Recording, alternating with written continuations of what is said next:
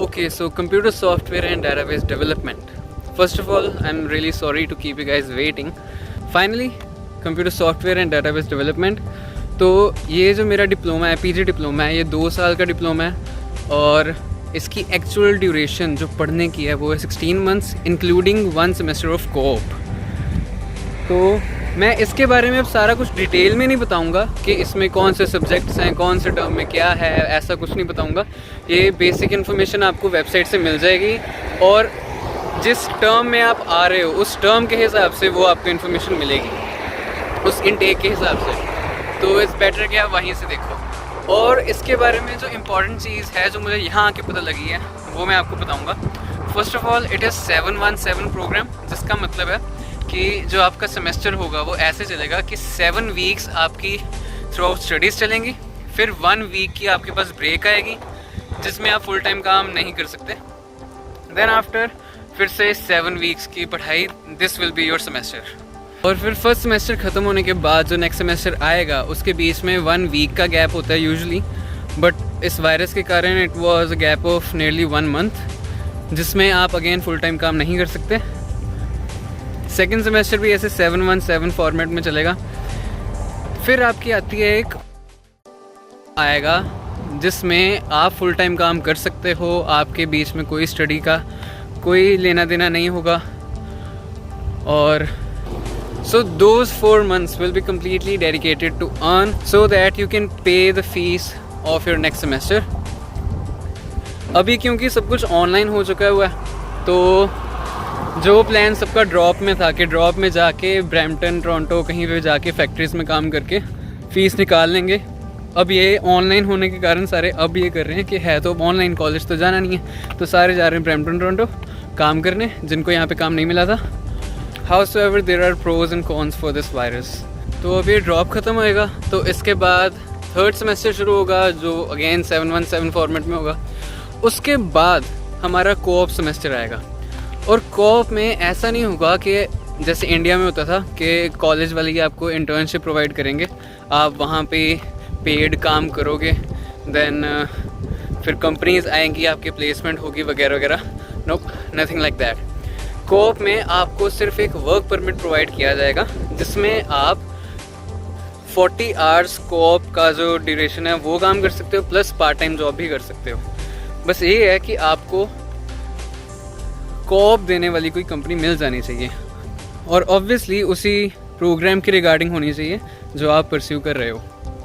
So this is what basically co-op is. मेरे हिसाब से ऐसा था कि मुझे इंटर्नशिप मिलेगी कॉलेज वालों की तरफ से, तो मतलब मेरे पास इनिशियली जॉब होएगी। जिन्होंने मुझे कोऑप वाले टाइम पे हायर किया है वो उनको मैं किसी तरह इम्प्रेस कर दूंगा और वो ही मुझे बाद में परमानेंटली रख लेंगे, बट ऐसा कुछ नहीं है। मुझे जॉब ढूंढनी पड़ेगी कोऑप के लिए भी, तो फिर अगेन उनको मैं फिर इम्प्रेस कर सकता हूँ अगर मुझे मिलेगी।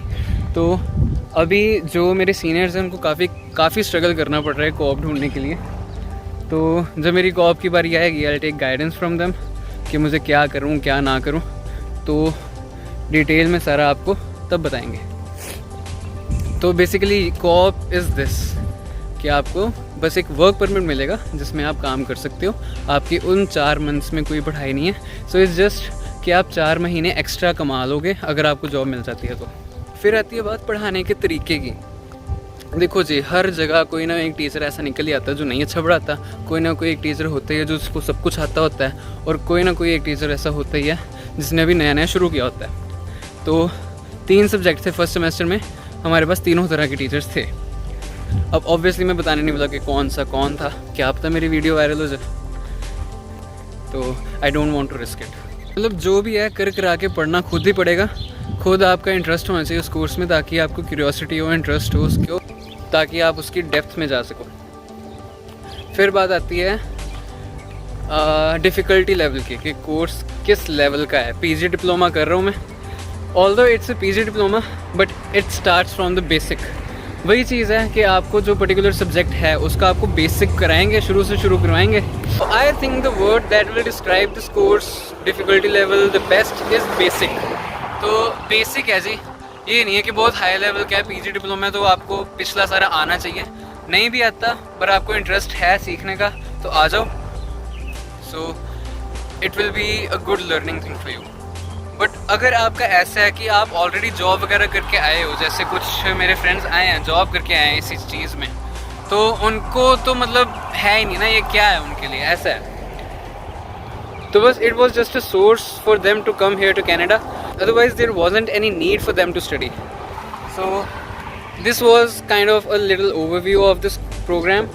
तो अब अगर बात करें हम क्विज़ और असाइनमेंट्स की, ऐसा है कि एक फ़ाइनल टेस्ट तो होना ही है, सब में होता ही वो तो, but through out the time यहाँ पे क्विज़ेज़ और असाइनमेंट्स भी चलेंगी। ऐसा है कि अगर मंडे को आपका एक सब्जेक्ट का लेक्चर था, तो फिर नेक्स्ट उस सब्जेक्ट का अगला लेक्चर जब भी होएगा उससे पहले आपको एक असाइनमेंट सबमिट करनी होगी, 1 या 2 डिपेंडिंग अपॉन द टीचर। और उसी लेक्चर में जो पिछला करवाया था उसका क्विज़ भी होगा।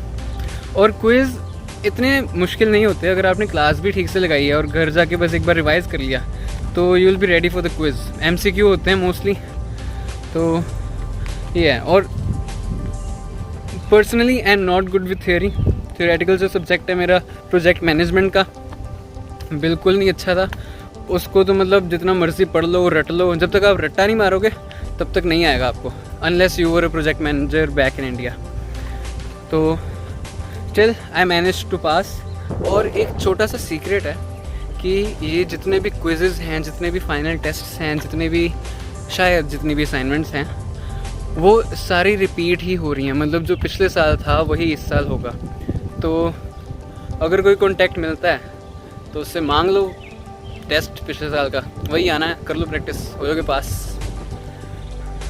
बट या just I am just joking, मतलब होता है ऐसा, but don't risk it, okay. और बाकी ओवरऑल टीचर्स अच्छे हैं, अंडरस्टैंडिंग है।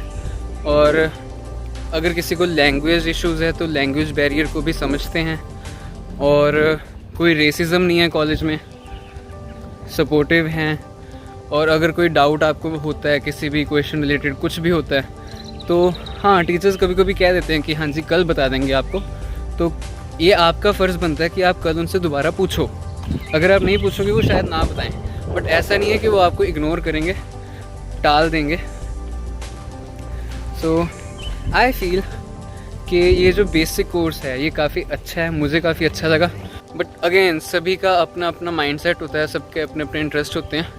तो अब स्कोप इसका अगर ज़्यादा है तो वो सोच कर इस कोर्स को चूज़ ना करना प्लीज़। स्कोप सिर्फ आप पे डिपेंड करता है कि आप उस प्रोग्राम, किसी भी प्रोग्राम में कैसे हो। So I guess that's it. I hope it help and I am really sorry कि ये वीडियोज़ इतनी लेट आई है।